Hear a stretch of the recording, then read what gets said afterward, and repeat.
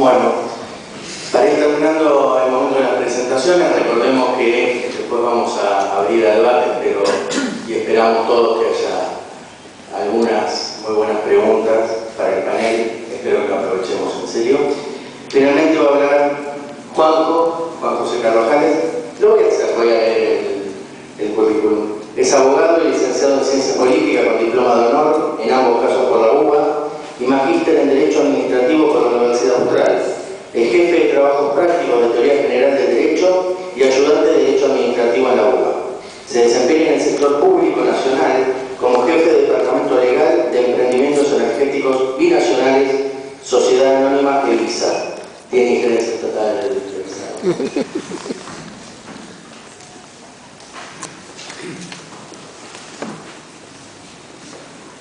Muchas gracias, Roberto.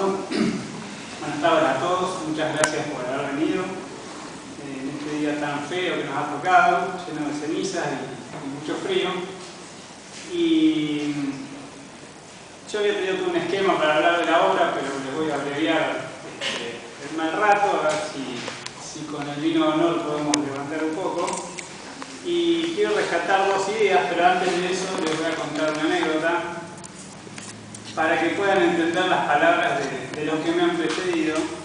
Yo estaba ya por tercer año de la carrera y se me ocurrió escribir un artículo de filosofía del derecho que se llamaba "Obedezca al derecho, no sea maleducado". Y debía tener unas 10 hojas llenas de estupideces totales, de lugares comunes, pero para mí era el escrito. Entonces, ¿qué hago? Se lo doy a mi amigo y profesor y maestro de la vida, Pachi Ibur, y me dijo, bueno, lo voy a ver. Y a los 5 días, 10 días, de esas 10 hojas se habían convertido en 30 hojas, que él me respondía, con 3 niveles de análisis en su respuesta. El nivel semántico, hasta que llegaba a la profundidad del escrito, y al final, después de hacerme la pelota totalmente, me decía, bueno, pero valió la pena, hay que seguir pensando, adelante. Así que ese es el espíritu que uno fue mamando de a poco en esta facultad, que nos ha llevado a recibirnos, a seguir pensando, a entrar en grupos de investigación como en el CARI, finalmente hacer la maestría en la Universidad Austral, a la cual le reconozco haberme obligado a escribir, porque uno puede tener muchas ideas y elaborarlas durante mucho tiempo, en el devenir profesional, en la empresa, etc., pero en un momento hay que volcarlas, y hoy están acá. Quiero resaltar ese espíritu crítico porque si uno se atreve a criticar a sus maestros es porque sabe de fondo que eso es lo que le han enseñado. No, y si uno puede mirar más lejos es porque está por encima de los hombros de quienes los han precedido y les han dado el impulso. Dicho esto, y un agradecimiento expreso a todos los que me acompañan en este honorable panel, quiero dejarles 2 ideas simplemente del libro, que es lo que a mí me ha motivado. Así que dicen que los jueces ya saben la solución a la sentencia antes de escribirla. Uno antes del libro tiene la idea y bueno, ¿qué es lo que uno quiere escribir? Y creo que lo del diálogo que decía la doctora es como el faro que a uno lo va guiando. ¿Por qué? Porque cuando uno habla del rol del Estado en la economía, de la empresa pública en general, las ABIES en particular, de la empresa pública, del rol del Estado en la economía, de lo que está hablando es del ámbito económico, social, del devenir de una sociedad. Es decir, no hay aspecto más político, si se quiere, más ideológico, más en el que todos los intereses de todos los habitantes del país entra, que es el rol del Estado en la economía. Digamos, lo que decreta el ministro de Economía influye en la economía diaria de todos los ciudadanos del país.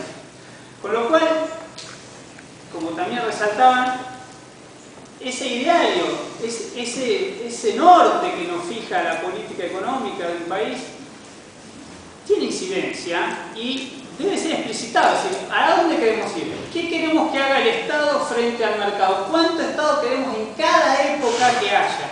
Esto es un devenir, como decía el secretario hace unos días en una charla, es un devenir que va modificándose. Y el discurso que lo explica, como decía Pachi, también se va reconstruyendo. Está hecho de palabras, está hecho de carga emotiva, de lenguaje. Cuando hablamos de intervención del Estado en la economía, eso tiene, digamos, me muestra una foto determinada. Yo la puedo interpretar de esa forma o puedo decir, como criticaba la doctora con razón, bueno, ¿está el mercado antes que el Estado o no? El Estado constituye el mercado. Bueno, son disquisiciones que lo peor que uno podría hacer es darla por naturalizadas. Yo trato de interpretar, de analizar en el libro el principio de subsidiariedad económica. O sea, el Estado no puede hacer, no debería hacer aquello que los privados sí pueden hacer. Digo, perfecto. Busquémosle el fundamento constitucional. No lo hay. Por lo menos expresamente, como sí hay en otras cartas. En el nuestro no está. Tenemos derecho a comerciar, derecho a la libre empresa, etcétera, etcétera. Y tenemos como contrapartida las cláusulas de la prosperidad, la del nuevo Congreso, del nuevo desarrollo en el 94. Quiere decir, hay un debate cierto en nuestra Constitución que en el discurso diario no se ve. Digamos, o es todo un avasallamiento del Estado que asfixia a la empresa privada, o es que la causa nacional y popular nos tiene que dejar, etcétera, etcétera. Sin, digamos, ponerme de un lado o del otro, lo único que quiero resaltar es que hay puntos de conectividad, que hay límites constitucionales que nos gusten o no están, y que hay legitimidad constitucional al mismo tiempo. O sea, no es que lo que pretende hacer el Estado no tiene asidero y es un chavismo puro, puesto en términos mediáticos.